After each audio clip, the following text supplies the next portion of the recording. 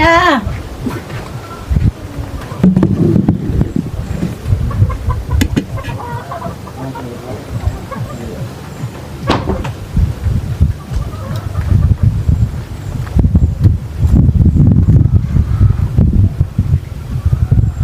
Tawagan si Noel, nasaan gayon? Naroon yata sa may manukang iyon.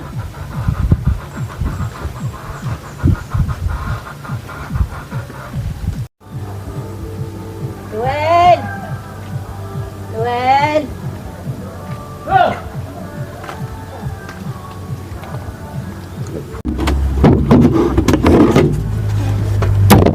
Noel, kain na! Ano ba pang ulam? Wala, hindi habot.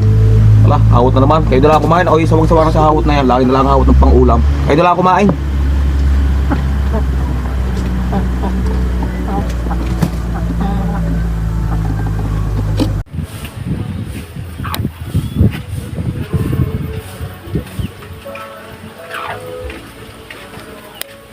Kumain lang kasi, Noel.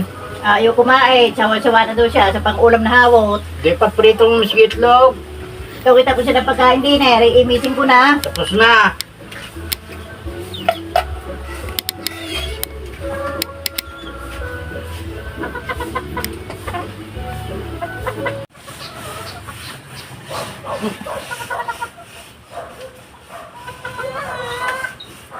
O kanina, yung dalawa ito, prito mo siya, boy. Kaya pa bagang dinakain yun.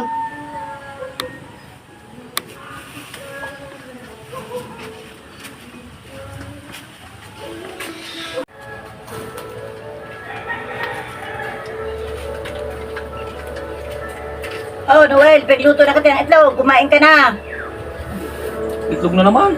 Hapon ng umaga, itlog. Nung tanghali, ihawot. Nung hapon, itlog. Ngayong umaga, itlog na naman. Wala kayo ibang pang ulam diyan. Nakapanaw ko yung mga pang ulam na yan. Eh, Eh di ko kayo mo kumain, di huwag.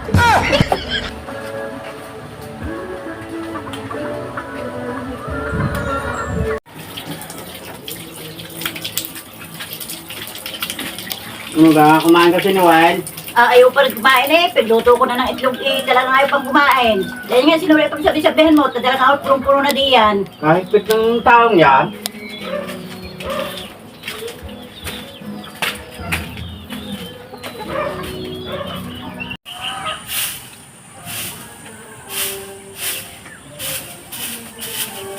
Kaya naman ka na, Noel eh. Napagprito ko na itlog eh. Hindi ko pa pala kumain.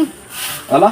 Ay, nakakasawa naman yung gayang pang ulam. Lagi na lang kayo ng pang ulam. Itlog, hawot, itlog, hawot. Nakakasawa na yung gayang pang ulam. Sawa-sawa ka na pala. Antay muna. Antay mo ako diyan.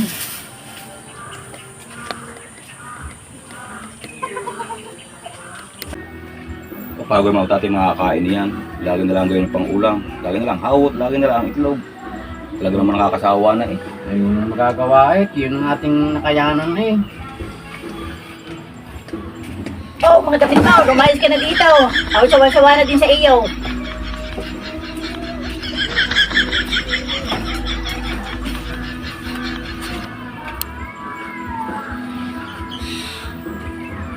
Diyan muna, Noel.